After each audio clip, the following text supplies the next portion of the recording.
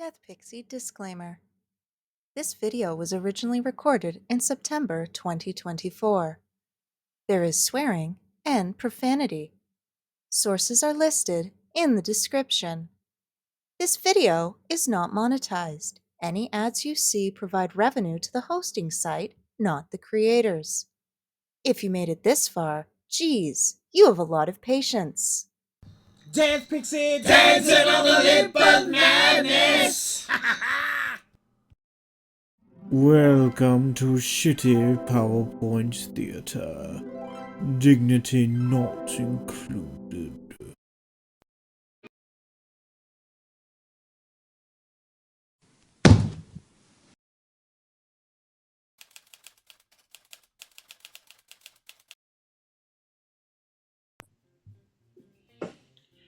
Hello, and welcome to Part 3 of Deathpixie's Inquiry into Canadian Politics. Hi, I'm Trapdoor Crabsworth, and today we will be learning about the structure of Canadian government.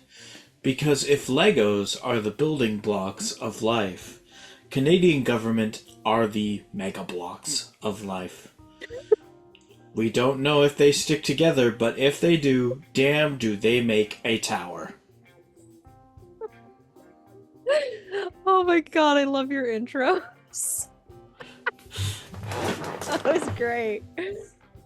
Yeah, so like I said, we have some serious stuff that we have to get through before we get to the super fun stuff. And once again, we need to explain our rationale for the platform of Regina Dentata before we introduce that. Absolutely we do. And all of that comes from understanding Canadian government. So we spoke about our sources for all this stuff in our intro. We spoke about Confederation and the fathers of Confederation, the mothers of Confederation, and Louis Riel, and where the roots of a lot of Canada's stuff come from. Well, now we have to talk about our structure. And I would be remiss not to point out a few things. So Elections Canada is actually a great resource for all of this stuff. So the first big thing about Canada is we are a multi-party system. So yeah, we don't have two, we have multiple parties. Just want to put that out there. But there are times during elections where only two matter. Same as yours. Yep. But just want to point that out. Next up, so we are a constitutional monarchy with a parliamentary democracy that is representative, and we are also considered a federal state. So in Canada, the role of head of state is mostly ceremonial, non-political, and distinct from the role of head of government. So our head of state is the hereditary monarch, and they are represented by the government general, whereas our head of government is the person who leads federal government and runs the business of the country, and that is the Prime Minister. The Prime Minister... Keep in mind, because the Governor General is ceremonial, oftentimes the royals do not have to meet with the Government General before something comes into law. No. One more point is our Prime Minister is chosen through an electoral process, but not directly. Now, I'm sure you're like, but Mary, you said you don't have an electoral college. We don't. Before an election, all political parties have a political leader. That leader does, in fact, run in a riding.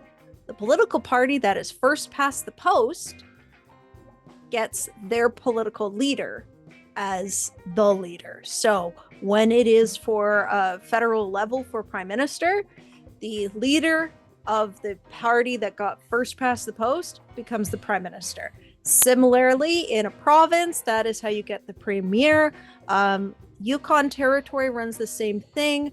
The Northwest Territories and none of it do a different style of government because of how big they are, but how small their population is, and we'll get into that in a little bit.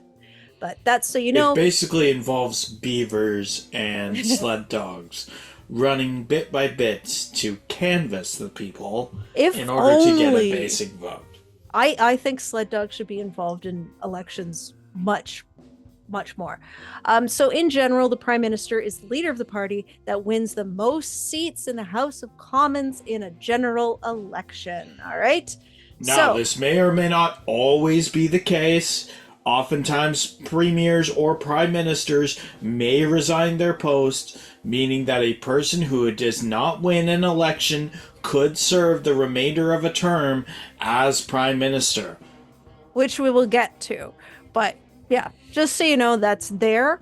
In addition, when we vote, we actually have a lot more positions throughout our country, so both federal, provincial, and municipal level, that are actually quote unquote earned, as in you had to go through a job process to get it, whereas the United States has a lot more positions that are voted for. You can take it or leave it with how you view that. We'll get into more detail about that later. So, where we're concerned with the federal government, currently there are 338 seats in the House of Commons that is elected. Those are MPs, so Member of Parliament. When we get to provincial level, they are called MPPs, Member of Provincial Parliament.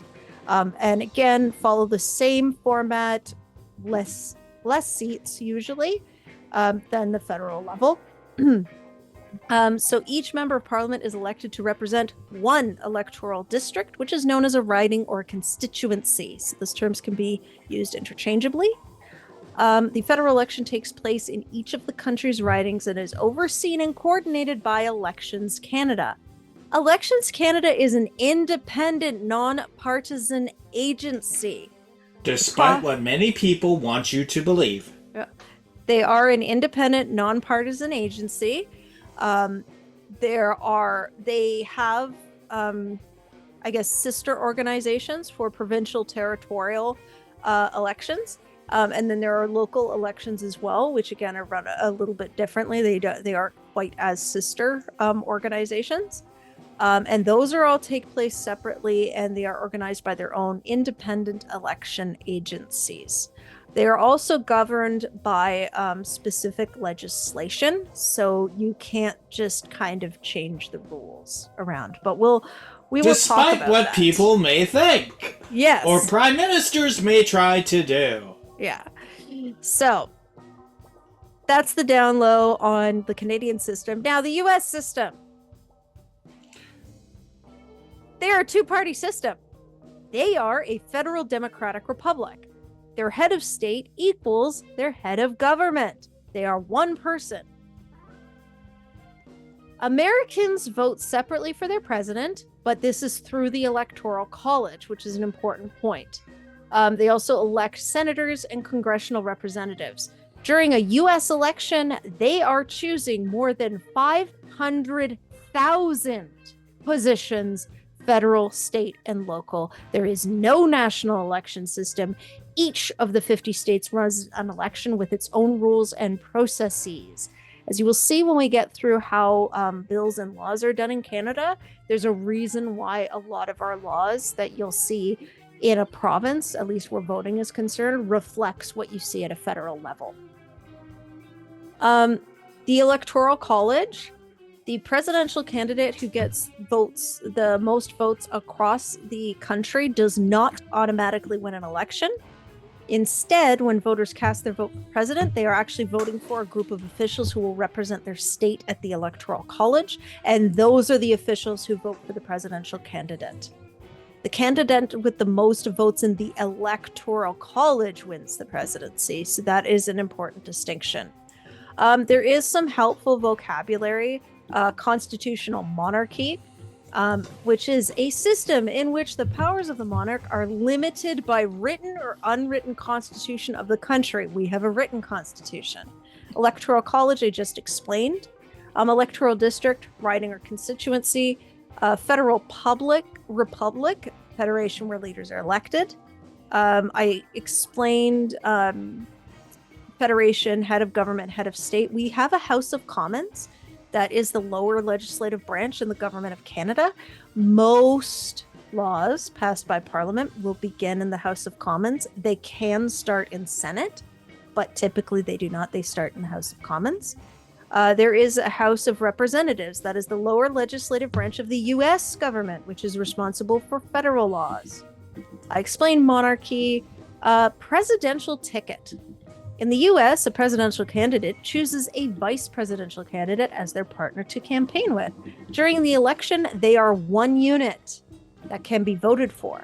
This combination is referred to as the presidential ticket, which explains some of my confusion watching a US election because I didn't get it. Now I do. Representative democracy, that is a type of government that is led by elected individuals who represent larger groups of people. We have a republic, which is a country in which supreme power is held by an elected or nominated president rather than a monarch. So that's more the US side. And then we have Senate. Senate is the second upper legislative branch of government. It is present in both the US and Canada.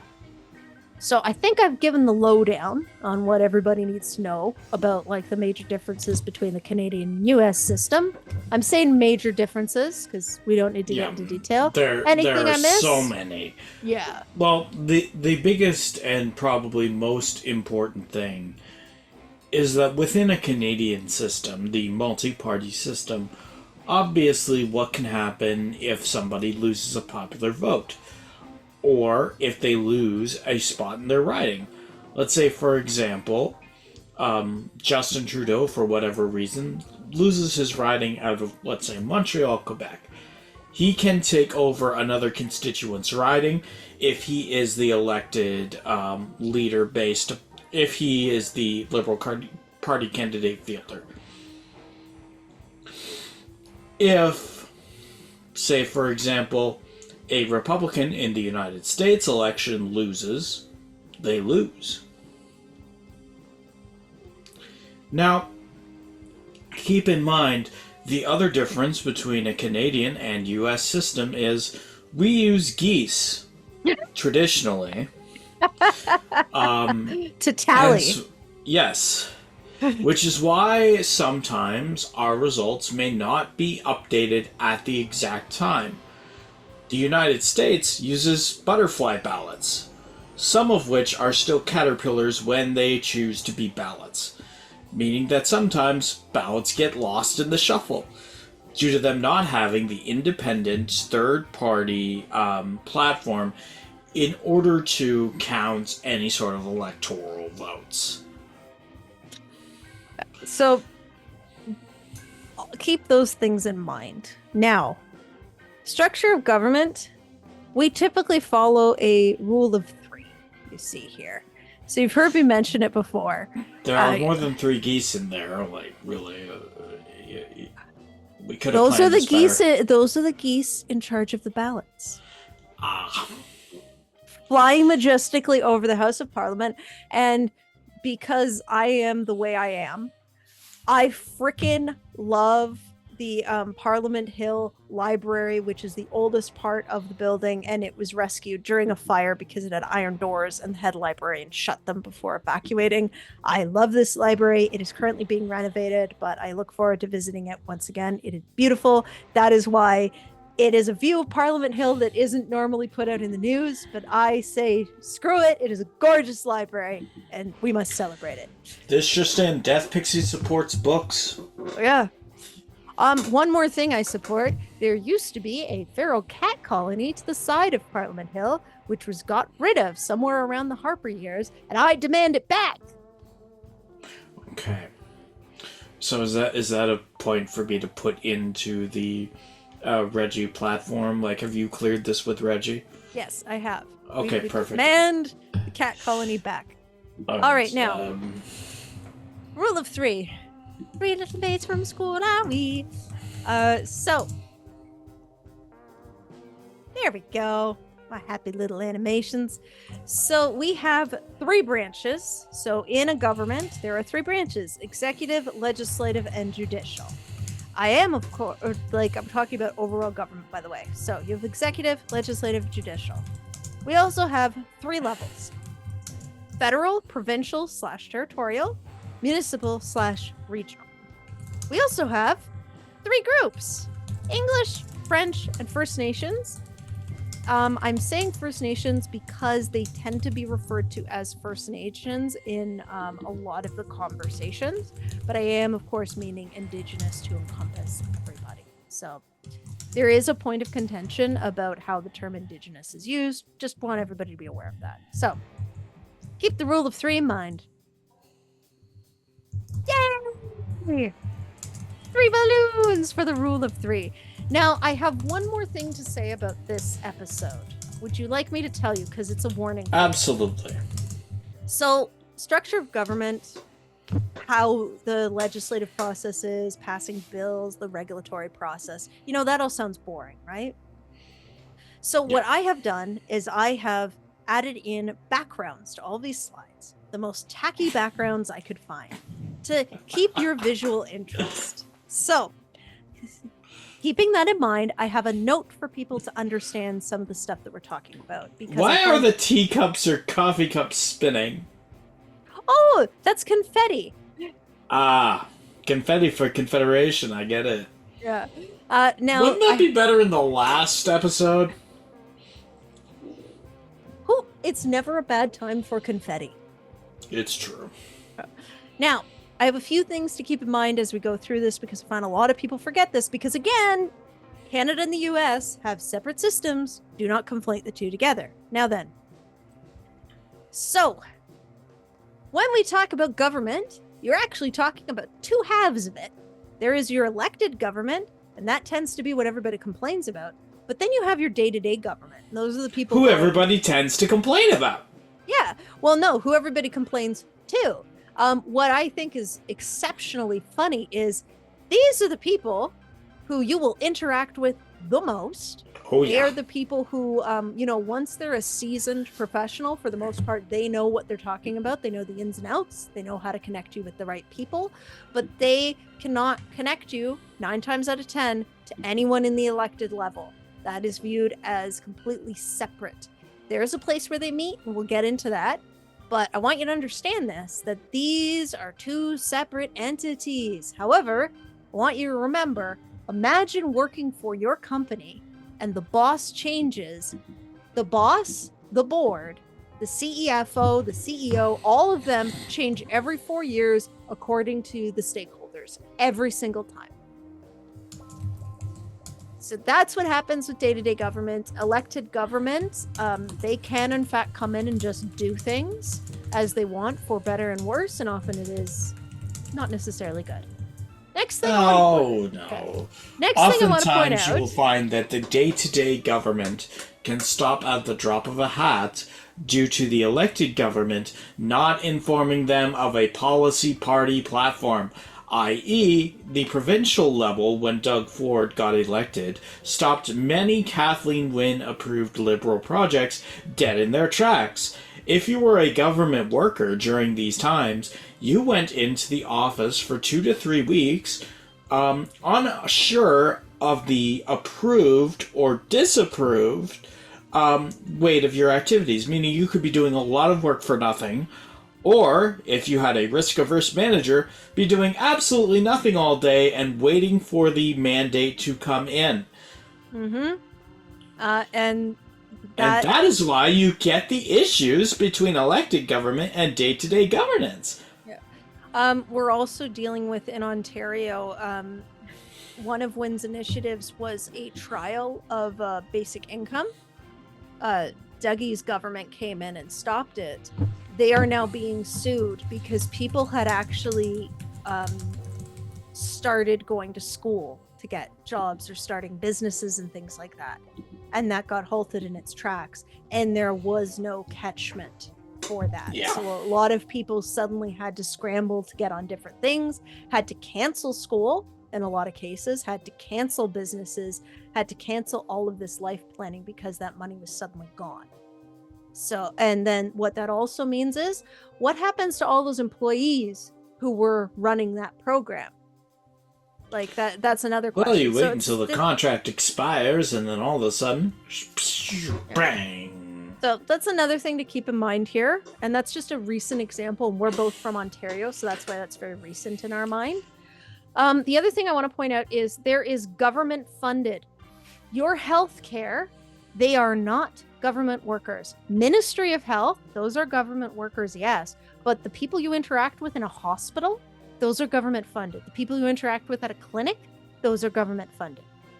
They are not government workers. So be aware of that. Our universal healthcare system comes from taxes that are paid because we pay for those services through negotiations with providers. So be aware of that. There's also grants and programs. So like grants for the arts, grants for different social programs, etc., where money can be provided. And then we also have third-party agencies as well. Yeah.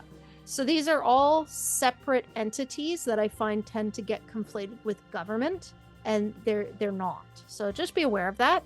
Now then, bet you're asking yourself, what are the types of government? Well, shooting star. So we've said it before, we say it again, we have a multi-party system with a first past the post, and that means that we can have a majority government, we can have a minority government, we can have coalitions, and there are that is not how you spell coalition, by the way. Oh no, That's collation, and I want to know, what is collation, Mary? No, it's supposed to be coalition. Anyway, let me keep going. Very importantly, there are instances where you can get a quote-unquote majority government that in fact does not represent the majority of the people. Yeah. Be aware of that. Now, with provinces and territories, we have 13 of them. They can have minority, majority, coalition, stupid spelling, and consensus. Remember when I mentioned the Northwest Territories and Nunavut? Their populations are so small, they actually do a consensus government. So that's different. They actually vote directly for people who make up more of a council, who make decisions. And then they can also vote directly on a question. So a question can be posed and it's answered the same way that you would in an election as well. So be aware of that. There are hundreds of municipalities and regions. They tend to have a council, a regional council, or variations of the above. When we get into regional, sometimes they can be elected, sometimes they aren't. And then we have hundreds of Indigenous governance groups as well. They have different responsibilities and attributes, and there is a difference in how they'll work locally depending on how they've structured themselves or what system they're using. So be aware of that. Now then, for fun times. It's a federal government! Look at that! So, we have the monarch and the crown. Then we have our legislative branch. When people refer to the quote-unquote two chambers, they are referring to the Senate, which is also called the upper house, and the House of Commons, which is also called the lower house. We have an executive branch, where you get your prime minister and your cabinet over here. And again, going back to the rubber stamp of the crown. To the side, however, we have the judicial branch, which is separate. There we have the Supreme Court of Canada and then the lower courts, which are federal, provincial, territorial, and municipal courts. Because remember, judges are federal employees. No matter where they work, they're federal employees. Now then, I bet you're thinking to yourself, little Crabsworth, that, these colors are pretty on brand, right? They don't seem very contrasty. Yes, it's a busy background. Well, see, here's the thing. I know what you're asking yourself is, Mary, but what are our nonpartisan, political staff, elected officials, and appointed? Where do those fit in? Well, for that, I have color coding. And yes, it is as garish as you think it's going to be. Oh, God. Oh, my God. So the monarch and the crown, like I said, they're separate. We get our legislative branch. Our Senate or upper house is actually a combination of elected and appointed. So elected officials can also be appointed to the Senate. So that's why there's a half and half coloring on there. House of Commons is entirely elected. Get the executive branch, the prime minister, who is elected. And then we have the cabinet, which is a combination of elected and appointed, because some people in the cabinet weren't elected anywhere, but they're appointed over there. But for the most part, they are all appointed from elected officials. There's exceptions to every rule. For the most part, they're all appointed from elected officials. Judicial branch, the Supreme Court of Canada, that is all appointed. And then we get into the lower courts, and they're appointed or nonpartisan, which means there was a job process involved with that. And typically, to get up to the Supreme Court of Canada, you would have had to spend a very long time working your way into that. So people aren't getting appointed, at 30. They're not getting appointed fresh out of school or something like that. They're getting appointed after a very long time. So there we go. Now, I bet you're thinking, could I make this more garish? Well, no, I'm actually not thinking that at all. I'm thinking to myself, my back hurts. Oh no. Well, get ready, because we're going into the provincial structure, and I made sure to make that more garish just for you, to distract you from your back. Gee, oh my god, what did you do to this thing? What? So, your premier is elected following, the process that I was talking about before. And then what you have is Secretary of Cabinet, ministers, and the Chief of Staff. So your Secretary of Cabinet and Chief of Staff tend to be appointed officials. Your ministers are elected officials who have been appointed a minister portfolio. Now then, let's go over to Secretary of Cabinet. We have the Cabinet Office, which is consisting of elected officials who were appointed 9 times out of 10. And then you have your deputy ministers, which tend to be non-partisan staff. This is where you're seeing the non-elected part of government and elected part of government meeting. And then it goes into your public service. And I say blank public service because it's for whichever province. So it would be PEI, public service. Newfoundland, public service. Quebec, public service. Ontario, public service. Alberta, public service, etc., etc. And again, these are people who they applied for jobs, they went through job processes, all of that other stuff. So premier, to the ministers. There are parliamentary assistants. The parliamentary assistants are selected usually from elected officials, and they are appointed to their job.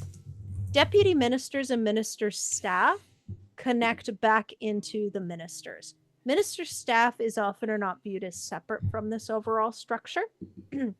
Then we get to our chief of staff, which consists of the premier's office staff. Now, if you notice, both premier's office staff and minister's staff come from political staff, which means they are from the political party that that person is affiliated with 9 times out of 10.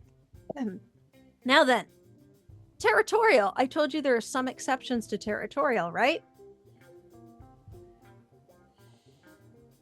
This is a beautiful picture of one of our territory's capital cities. So isn't that great? It sure Look is. at all these stars. And indeed, the territories are stars. So they're like provinces, right? Not exactly. So they are not actually included in the Constitution Act of 1982, which gives provinces the power to amend their own constitution. The Constitution of Northwest Territories, for example, is the Northwest Territories Act. It is a federal statute. That means only the federal government has the power to amend the provisions. There is the territorial formula financing transfer. So, for example, the Northwest Territories is 40% of the landmass of Canada. They only have 0.4% of the population. This means that in order for them to access services comparable to the southern provinces at a comparable taxation level, that involves certain finance transfer programs. So that's another part of it. So governance. So Northwest Territories and Nunavut uses a consensus government, which I described, and they tend to have members of legislative assembly called MLAs. They are elected as independent representatives. There are no parties. They're independent representatives, and after an election, they will meet and decide by secret ballot who the premier, speaker, and the executive council, which is similar to cabinet ministers, will be. The Yukon follows the political party system, similar to the provinces. So that's the major difference. Now, I bet you're asking, municipal and regional, what is that difference?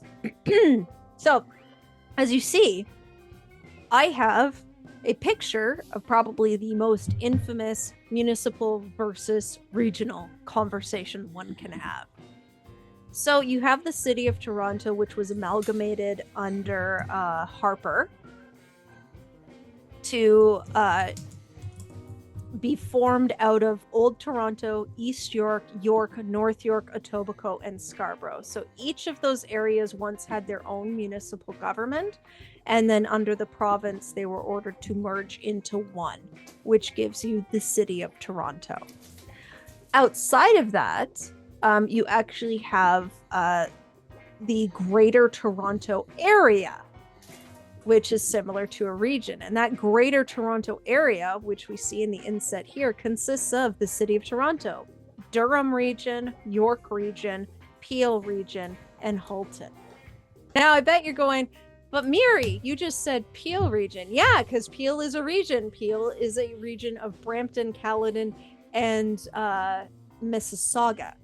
So, but when they're talking on this stage, they are Peel Region.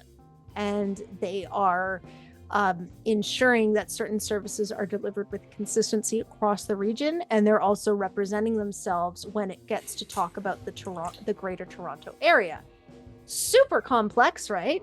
But now remember, this goes on constantly in way smaller municipalities, especially in Northern Ontario. So I just described the difference to you, but I'm going to summarize. So multiple municipalities combine resources for certain projects means it's a region. So for example, Peel Region, which I said is formulated with Brampton, Caledon, and Mississauga, they don't have, for each municipality, they don't have a police force. They have a regional police force that they fund. So that's an example of something that they can do all together. We also have some prime examples with, there's Kenora the city, and then there's Kenora the region. And those are quite different. I moved to Windsor.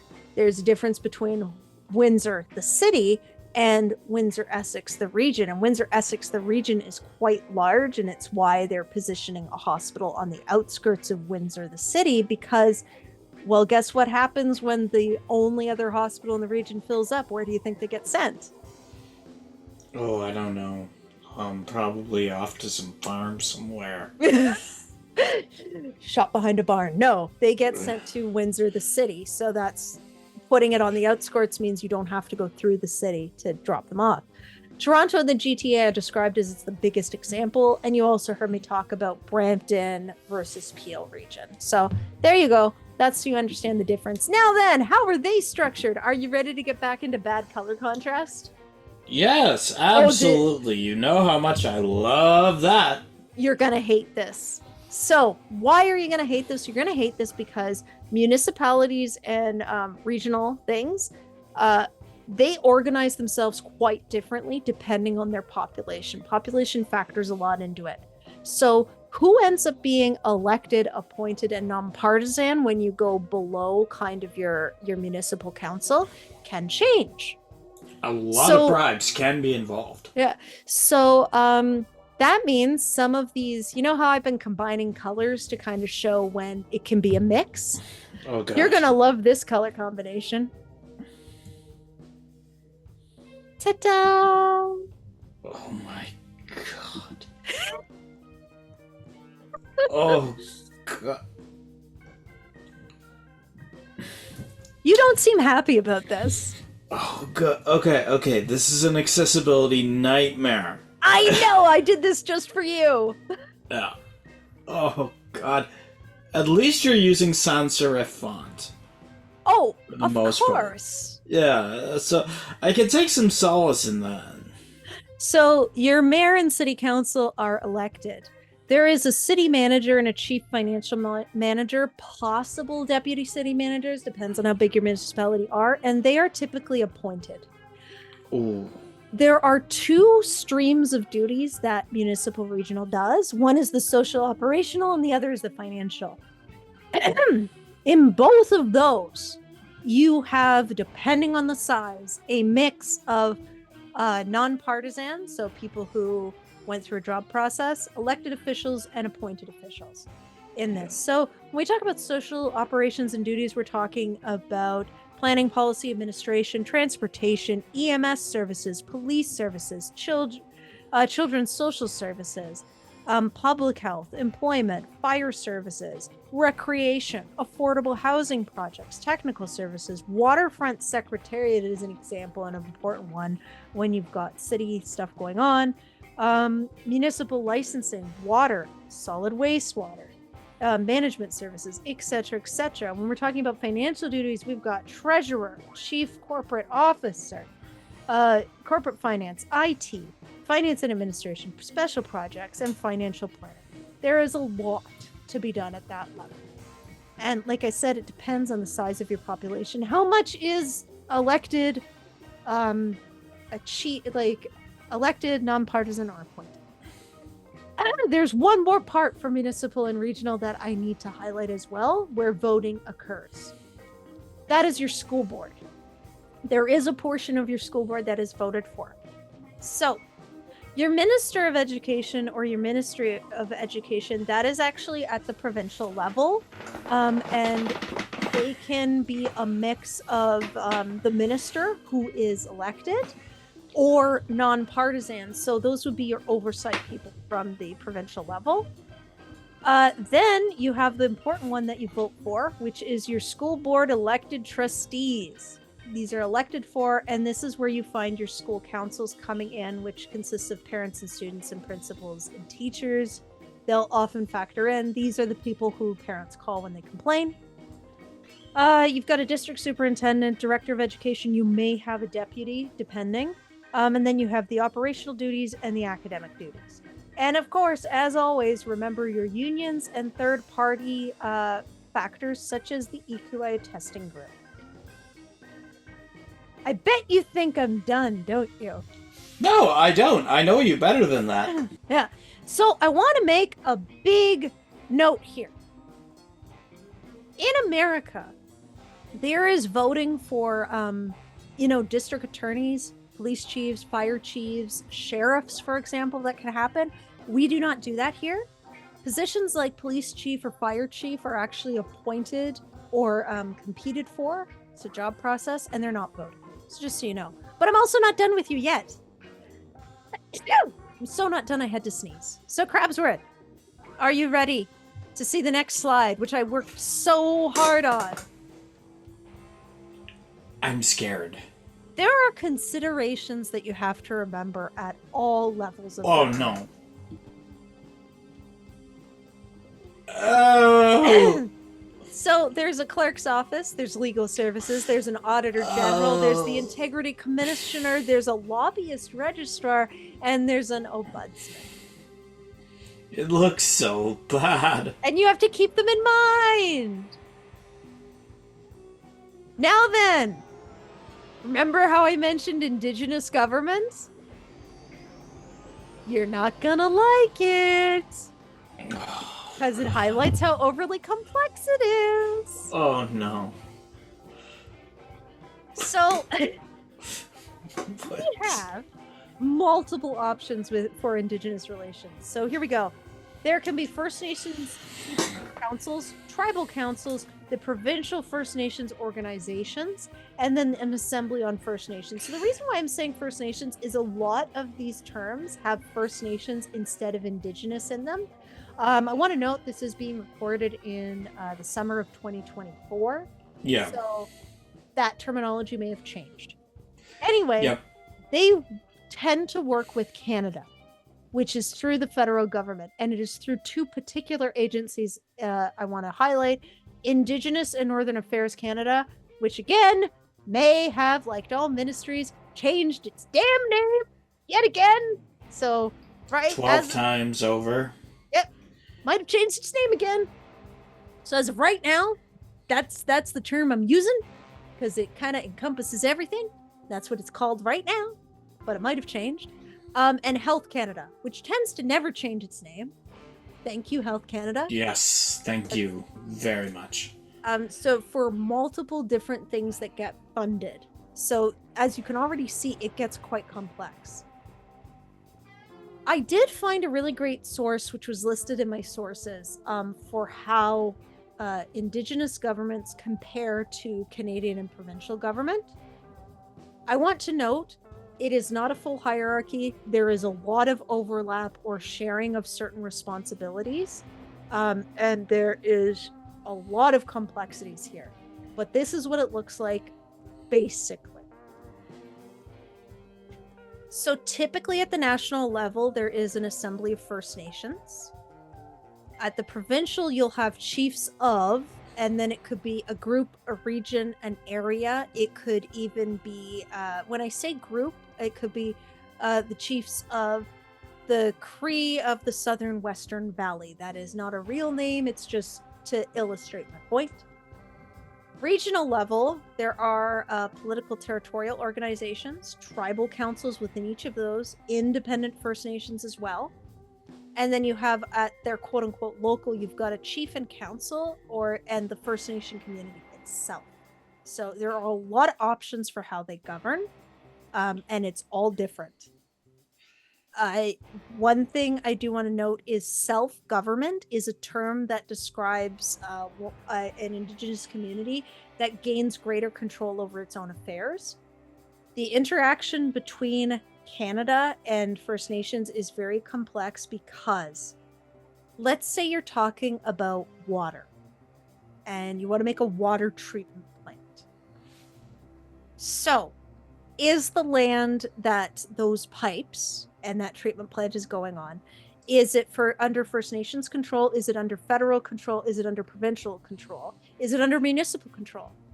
Do those pipes have to go through all types of those land or only different particular jurisdictions of those land? Are they trying to tap into a pre-existing water treatment plant, which is most likely run by a municipality? And then you have the problem of the municipality will be like, oh, if they're not used to it, they'll be like, oh, this sounds complex, go to the province. The province will be like, no, you should go to federal because you're Indigenous. It's like between two nations, you go federal. And then federal comes around and has to be like, hey, You think we care about your water? Well, or they have to be like, hey, gang, this water is over here. You should be talking to them directly. But no, you're supposed to be involved. And then it turns into a whole hoopla of nobody wants to take responsibility. And then nothing gets done for 5 to 10 years. And that is the primary issue. I will note, it is interesting because I did spend some time doing backup for emergency management in Ontario. It is interesting how many rural First Nations communities prefer to have the Canadian military involved in place of other organizations. So just thought that's some food for thought, that each nation prefers to interact with different people from Canada, a province, or the municipality. So again, it's just interesting. The majority of First Nations governments are composed of a chief and councillors who are responsible for making decisions on behalf of that First Nation. The selection of chiefs and councillors can be held in one of 4 ways. There are steps outlined in the Indian Act and the Indian Band Elections Regulations. Yes, we know that the name is outdated, but nobody wants to touch it because they're afraid of making it worse. So we are stuck with those old names until some people decide to put on their adult pants and change it. 2, using a new and optional First Nations Elections Act. Pretty cool. 3, they can do it according to the community's constitution as part of a self-government agreement. Or 4, they use a community leadership selection process called, which can also be called band custom. So, dear Crabsworth, is there anything you want to ask before I move on to our next topic? Now, Mary, how many of these First Nations Indigenous governments feature Jeff Probst? Because you have so many tribal councils, and to our viewers in the United States, Jeff Probst is the king of tribal council.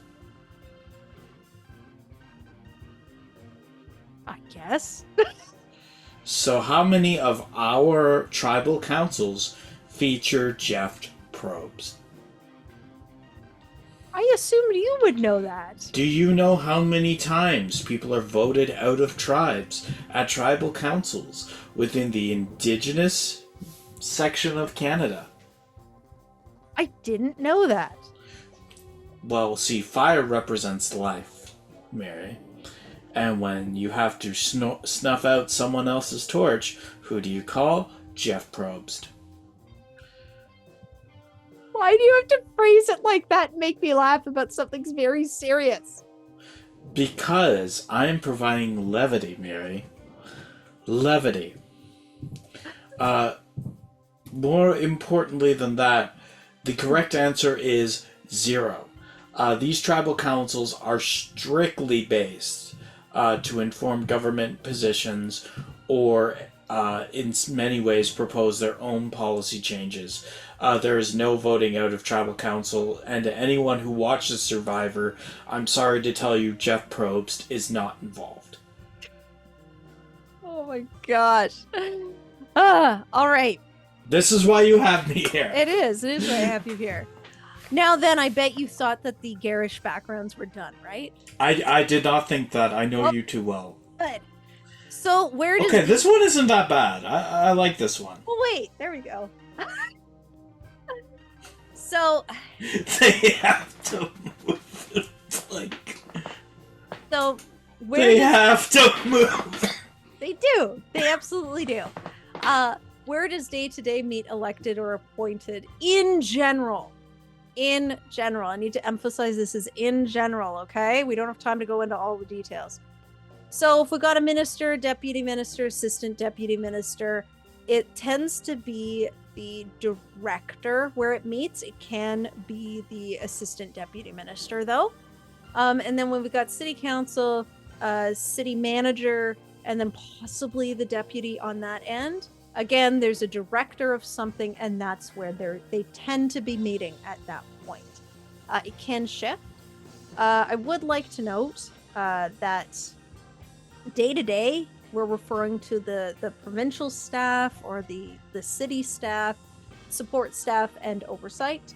We're also talking, when we talk about appointed, what's interesting is the federal government of Canada does actually publish their appointed positions that they've done. And as of 2023, there were 1,731 appointed positions. I couldn't do municipal because they vary wildly according to population and vary wildly if they publish that number. And provincial was... They don't seem to want to publish that number, which is interesting. Anyway, examples of appointed, just in case you were wondering, there are boards, advisory councils, committees, third-party agencies, special advisories, regulatory council agencies, tribunals, ministers and deputy ministers, and city corporation. So there you go. Now then, let's get back to the backgrounds, because I know you missed them. You're on mute if you're saying I really didn't miss them. We are not going to go through all of these, but it's just an example of how, in general, there is, in fact, prescribed division between federal, provincial, territorial, and municipal responsibilities. But what is interesting is social services and affordable housing and homeless supports kind of go across all three. And unfortunately, this is why you also don't have such things as a national definition on homelessness or a national definition on poverty. Because the levels intertwine, nobody wants to pull up their big boy pants and make that distinction. Exactly. So that's what you got going on here. So now, laws and responsibilities, it's fun! It's so much fun! Then why is it and? It's so much fun! It's so much fun! Why is there an and? Don't say it's not fun. Those chairs look comfy. Yeah. But you know it's fun, right? Right? Yeah, sure. All right. It's definitely not where shit gets real. So what are our laws based on in Canada? So a lot of this information is coming from the Justice Government of Canada website and the Canada government website. So straight from the horse's mouth, as it were. We have our Constitution, The Constitution provides the fundamental rules and principles that govern a country. It creates many of the institutions and branches of government and defines their power. We have the Charter of Rights and Freedoms. This protects a number of rights and freedoms, including freedom of expression, not speech, expression, and the right to equality. It also forms part of our Constitution. The Constitution is the highest law in all of Canada, and the Charter of Rights and Freedoms in particular is one of our greatest accomplishments, by the way. Yeah. Next, you have legislation or acts. These are the written laws. They can also be referred to as acts and statutes. They are enacted by Parliament, which is the legislative arm of the government. Draft legislation is called a bill. So if it is a draft, it is a bill. It's not an act, it's not legislation yet, it is a bill. All right? It gets introduced to Parliament and it requires the assent of House of Commons and the Senate and then the Crown, that rubber stamp, to become law. Laws created by governments are called legislation. Legislation may also be called a statute law. Laws that are created by elected representatives in federal parliament or provincial legislative assembly are usually called acts or statutes. So if you want to split hairs, you can. Laws, they come from a particular spot in constitutional power. Regulations, these are a form of law referred to as subordinate legislation. They define the application and enforcement of legislation. Regulations are made under the authority of an act called an enabling act. Regulations are enacted by the body to whom the authority to make the regulation has been delegated in the enabling act, such as the governor and council, a minister, etc. Bylaws, they do not come from a specific constitutional power. They add to a law. They cannot take away from a law, meaning that the legislation can supersede it. Guidelines. These are things that guidelines and directives, they kind of go hand in hand. These are things most people won't see, but they mostly concern day-to-day government because these are departmental documents that are used to interpret legislation and or regulation. And it is how day-to-day government carries out their practices. So that's why they are important. They are also all publicly available. They tend to be derived from legislation, and they're often used to advise how one would comply with a regulation or a guideline when there isn't a force of law. So not all stuff in legislation is under a force of law. So it's dictating how we are to do something or how something is to happen. And finally, you have your Canadian Constitution, which goes into federal law, which goes into your provincial law, although the provinces can make their own choices. This is true. Provinces have a Municipal Government Act, and that sets out the responsibility of municipal affairs. Municipal bylaws, they're created by that municipality or region. We get the municipal policies, and we also get council direction as well. So this is where everything comes from. Now then, I am the law.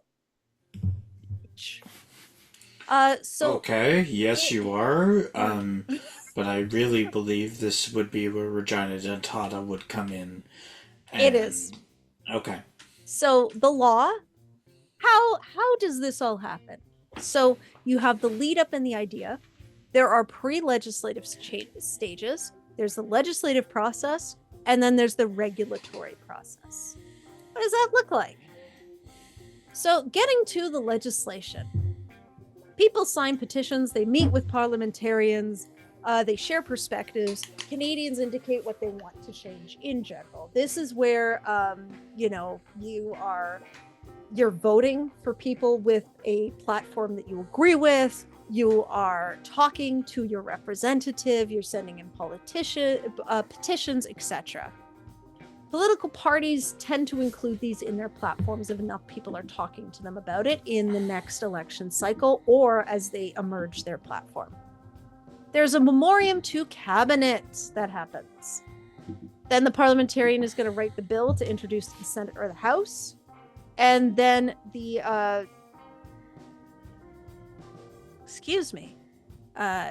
DOJ, Department of Justice, drafts the bill. in consultation with other government departments. And then we have the legislative process, which is so exciting. But before I do that, guess what I have for you? More confetti. No, bill facts. Ah. There are types of bills Yeah. too, actually. Public matters, which are government bills and private member bills, and then private. So these grant special powers, benefits, or exceptions to a specific person or persons or corporation, and not society on the whole.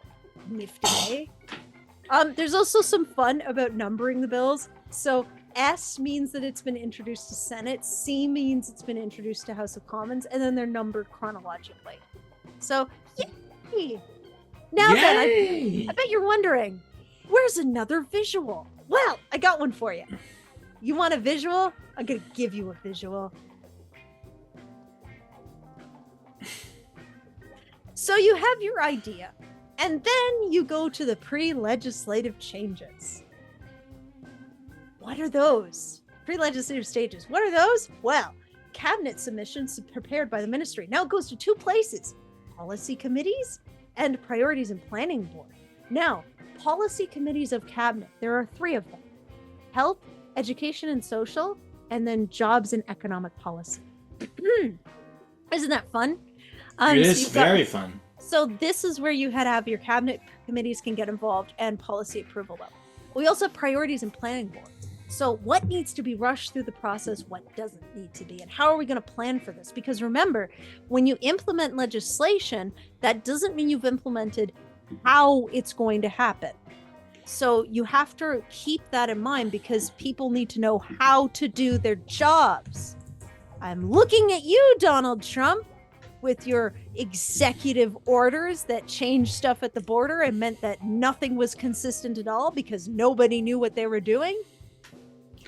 That's the biggest example I can think of.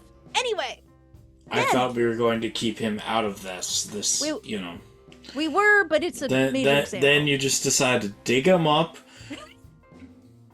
and use him for mistakes that he made in order to illustrate a point in which you really condemned him for essentially doing his job and forgetting the entire process of doing a job. He did his job poorly, and I don't think you can argue me on that. He did his job fantastically if you want to account for all of the wonderful, and I heavily stress wonderful, changes that he has made that definitely did not bastardize anything. Anyway, after this, they come back together and go to cabinet approval, which are instructions to the ministry. Then they go to the ministry itself for action. Then the Legislative Council, which are instructions to the ministry. Then it goes to 2 places: the Management Board of Canada for financial and personal implications, and the Legislative and Regulations Committee of Cabinet. Then it goes for cabinet approval. Then it goes to the government caucus, and then it's the legislative process. Now, after the legislative process, if it gets to keep going, there is in-force proclamation and the regulatory process. So there is a shit ton of planning that happens before you even see something in the legislation, before you even see a bill come across. Also, I do want to note, the premier's or prime minister's office and the cabinet office, they tend to have input around here, and it's interchangeable exchange for them. Now then, legislative process. We will get to that right now. Legislative process. Oh God. Oh God. Oh God. So you have your first reading, which is the bill being available. Now, it is introduced to the Senate or House of Commons. It's made available to be read or reviewed. Then we have our second reading. So this is where the parliamentarians debate the bill and vote to decide whether it should be studied further. Next, we have the stage.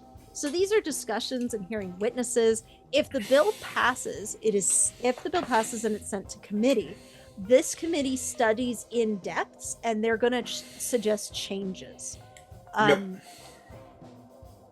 Next, we have the report stage and the third reading.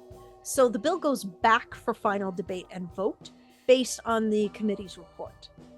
Then it will be sent to the other chamber. Now, the reason why it says sent to the other chamber is it can start in the Senate. 9 times out of 10, it's not. It's starting in House of Commons, and the other chamber is the Senate. And there tends to be a back and forth between the two chambers, and there tends to also be input from public opinion as well. Finally, and you'll be happy to know that if the bill starts in Senate, this entire process is repeated by the House of Commons when they get the bill. Yeah. So it's definitely a tedious process, and it's a long one, but it's important because this is the major thing of checks and balances. That's what's happening here. Then we have royal assent and becoming law. So basically what happens is the bill has been passed by both chambers in identical form. It goes to the Governor General for the assent, and that is the rubber stamp, and it becomes Canadian law, and then it goes in force. So there's a proclamation made, and the regulatory process begins. The regulatory process is how this is going to look further in your more day-to-day life, basically. So what is the regulatory process? It's thorough too. I bet you're wondering about that. It's super thorough. So relevant organizations are going to conduct an analysis. We have those organizations are also going to conduct stakeholder engagement. That is where we're talking about public opinion here. All right. But also they tend to want to make sure that they're getting engagement from the concerned public. Like if we're talking about a very specific law affecting very specific people, they want to talk to those very specific people to find out what's going to be happening.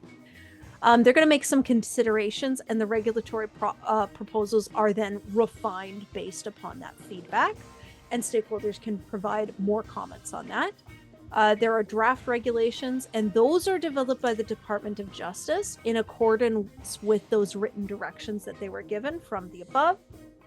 Then it goes to the Minister for Ministerial Regulations or the Treasury Board for Governor and Council Regulations, and they review and approve the draft with or without changes.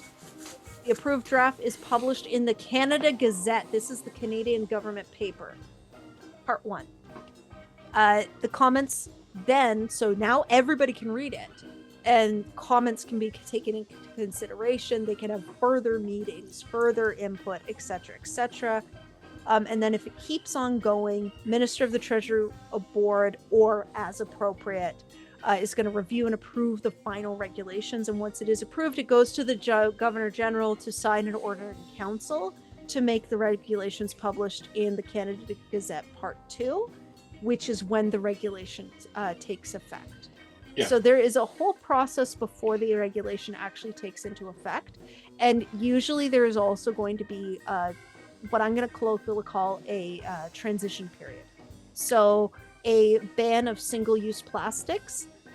We're actually in a transition period where companies have time to rework their vendors and their formulas to stop using single-use plastics. So we're in the middle of that. So I don't know if you've seen it, but I've seen it on sliced bread, the bread bags. They've changed to a cardboard tab instead of a plastic tab.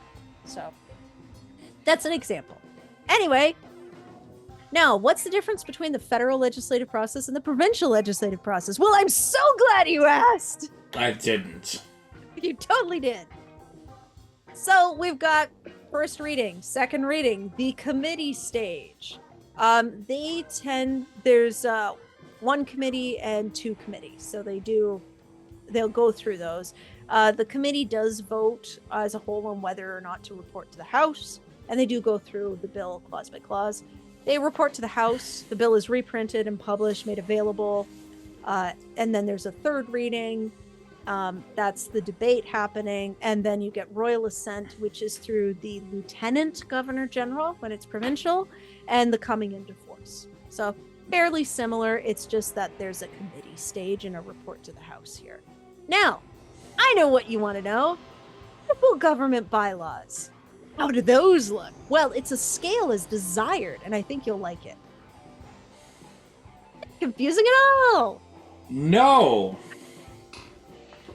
So this, oddly enough, is a middle of the road diagram that is scaled up or down depending on the population. So there's proposals, there's reports from agencies and bodies and city staff.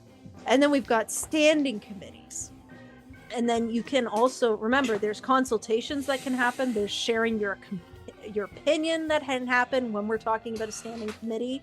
And they can sometimes make the final decision here or not. Then they make recommendations to city council, which again, you can attend those city council meetings in person or online and state your opinion. Then it goes to city council. So urgent new business from members of city council or city staff can also go directly. So they can actually skip this part and go right on over into city council. And then the final decisions are made from there. Now then, the city council is going to pass a bylaw which confirms its decision. And the public can actually comment on policies and services to staff, counselors, and possibly a 311 service. So what that means is this bylaw has been enacted, and then people can call or talk to or register their concerns, or is it going well, or is there something missing, do we need more, etc., etc. And city staff put the decision into practice. So that's that. Local bylaws. Woo! I know. You love this section. I do. Honestly, we were talking about beards before, but this might be my favorite and therefore best section. So you're going to identify, describe, and analyze the problem. Develop and assess the bylaw options. Assess the readiness for the bylaw development. Identify and understand the municipal decision makers and influencers. Build support for the bylaw. Once you've done all of that, you can draft the bylaw. And even then, you might have to build support for the bylaw after you draft the bylaw. Exactly. If you know local politics at all, it is very, very slow, and at times very, very boring when you just want to be able to water on an odd day. Exactly. Then you facilitate adoption and implementation of the bylaw. That can vary place to place by the scaling that I showed you before, and then monitor and evaluate the bylaw once it's been put into force and effect. Usually, there is a prescribed person who is going to draft and introduce the bylaw. So the council members or something like that, they're going to say what they want, gather all this information and give it, but it does have to be in a formalized written structure. And that structure is done, could be a city solicitor, chief administration officer, something like that, whose job it is to put it into that proper format, which says a lot about people for being able to follow templates. Anyway, just so you know, local government actually exists at the leisure of the province, and the province can strike their status, which is unfortunate and causes multiple problems for many people. So I have a couple things that you should keep in mind. This process is long, it's lengthy, it's very formalized. Why is that? It's because of transparency and accountability. That's why everything's in writing. That's why everything's documented. It's so that you can go back and look at it. It's also the formalization of asking for help between different levels of government, because they said this, no, they said that, no, they said this, no, they said that. When it's formalized, it's, no, this is what was said. This is exactly what was said. This is exactly what we agreed upon. Accounting. It's public money. Yep. Every frickin' cent must be accounted for, and that's what this process also allows for. Remember, there are different standards to the different types of staff. So your day-to-day government has more constraints upon it and more standards it is held to than your elected government. Might have something to do with the fact that the elected government, does most of this lawmaking stuff. But it's definitely annoying that, elected government can come in and undo certain processes. Now, that being said, they cannot go against direct legislation and acts, which is why a lot of our government-related, structure of government and how this process is done is in legislation and acts, because it holds everybody accountable. Please remember, government funded is not government run. Please remember that. Additionally, just because something is funded does not mean it is going to the public services. Just because funding is provided, it does not mean it is going to be used for its intended purposes. This connects to the concept of outsourcing and why it can be bad. Biggest example of this is Premier Doug Ford getting money from the federal government of Canada specifically for COVID relief and not using it for COVID relief. And then when he wanted more money, federal government of Canada came in and said, okay, but we're putting in a caveat that it must be used for this, this, and this. And that additional funding was refused because they didn't want the caveat of what it could be used for. That is a major example of that happening. And as you could clearly tell, Miri is very supportive of the Ontario Premier, who has done absolutely nothing wrong, and definitely did not need to have his hand held by the Prime Minister. All right, now then, to summarize, because I know you've been waiting for us to get to the end here. So, your representation. Federal, you have your member of parliament and you have the prime minister through your total party votes. Provincial and territorial, you have an MPP or an MNA, so that's members of National Assembly, or an MHA, members of the House Assembly, and you also have, or it could be an MLA, member of Legislative Assembly as well, and your premier, which again is through the total party votes. Municipal and regional, you have councillors, mayors, and possibly wardens, depending. First Nations, chief and councillors tend to be voted. You have wildcards of trustees. They can or cannot be used. So you might have those. And it's very, very specific. You could have school board trustees, for example, where they will actually be used and have a lot of voting power as to how funding is allocated or not, and whether or not schools remain open or not. But you can have instances where something can be held to a trustee, however, that trustee has no individual power. So these are all important things to note. So this is who we vote on in our various elections that occur at different times. I want to note that. We spread out. Yeah, we spread them out. We don't. We spread out our pain. Yeah. Yeah, we do. Also, I look at it as more as like, sometimes I need a reprieve. I need a break. Yep. Some key points. So Canada is. I know. America Junior. No. Oh. No, it is not. Damn it. Is it a nation among nations? A nation of nations. A nation of nations? Yes. So okay. Thank you. All right. I think I could do this.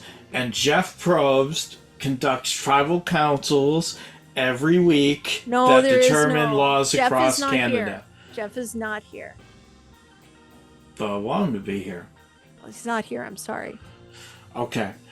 Well, laws across Canada are based on a multitude of different factors depending on the level of governance and the amount or the thing to which it presides over.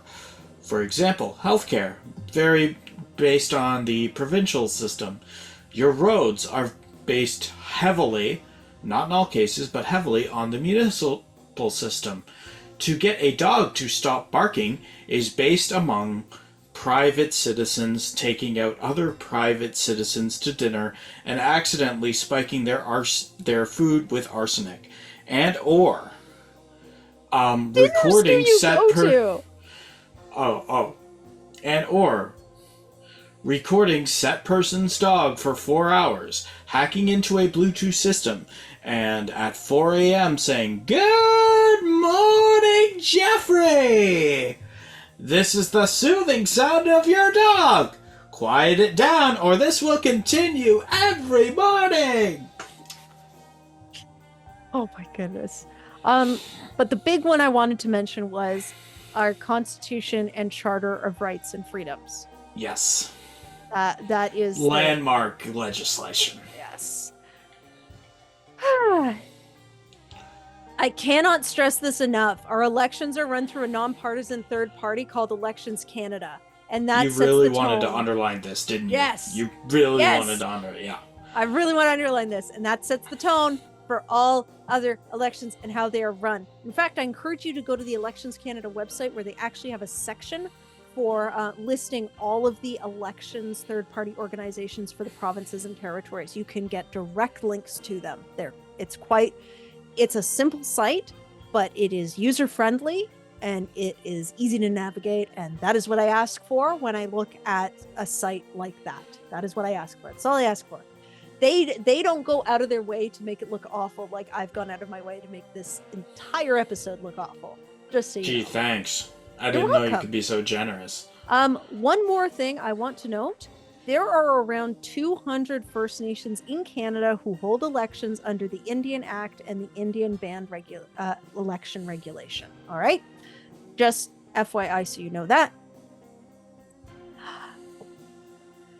Now, I have an important note, and I felt that now would be the time to do it. So, we gotta hold up. We gotta wait. Stop right now. Thank you very much. There is some you need Indigenous... somebody with a human touch? Yes. There is some Indigenous FYI I want to give, and I have touched on this quite a bit. Are we gonna slow down? We gonna have some fun? Yeah. Yeah, we are. So, why can't we be like the US or New Zealand? So, firstly, I want to say this.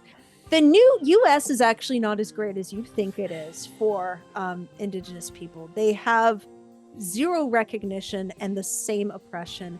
Basically, the US did their Revolutionary War, and they were like, this is our country now. We've given you money. We've given you a tract of land. Goodbye. That is how it has been treated. I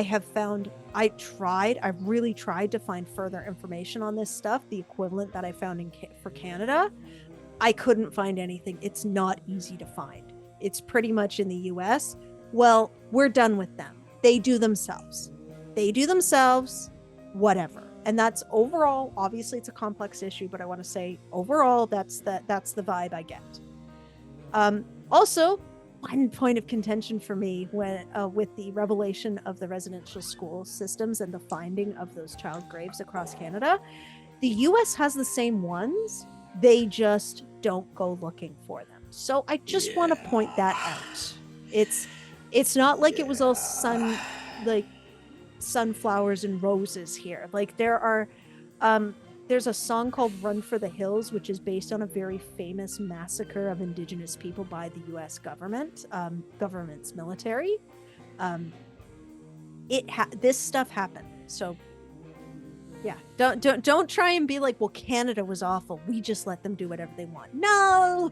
All right. So pump those brakes. Now, New Zealand is interesting because they actually don't have the same challenges that we have when it comes to this stuff. So firstly, the landmass difference. Now, you might be asking yourself, why does the landmass matter? Really? I thought we were wondering why Peter Jackson filmed all of his movies in New Zealand, and that is because the Jackson family owns 87% of New Zealand's massive landmass.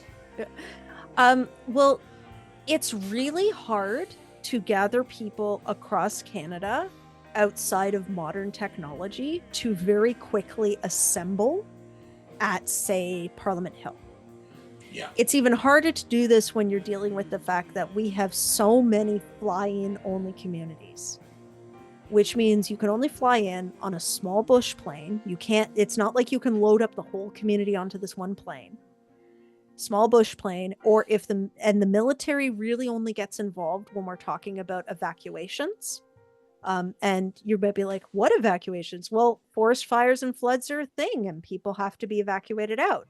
But even then, they cannot use their biggest planes in those areas. They simply can't land them. So for a very long time, it was hard for them to physically gather across different communities to go and do political activism. 1 treaty versus 70. New Zealand has 1 treaty with the Indigenous people, the Maori. We have 70. And that doesn't even cover the different nations going on in our country. We have hundreds. Some have joined together and they form coalitions, but they still treat their communities as separate. Others have banded together and they treat themselves as one. There's multiple different ways of doing this. You also have the fact that the urban and rural divide in Canada is quite real, where there's a perception that the more urban you are, you get way more resources, you have more opportunities, and you don't care about the rural. And we have to do everything ourselves, so you don't understand the issues we're going through. And you see that with a lot of Indigenous groups, where Indigenous groups who are closer to higher population areas, closer to urban centers, are treated with a bit of a chip on the shoulder from those who go without. So you also have that divide that happens, which leads me into 1 culture versus hundreds.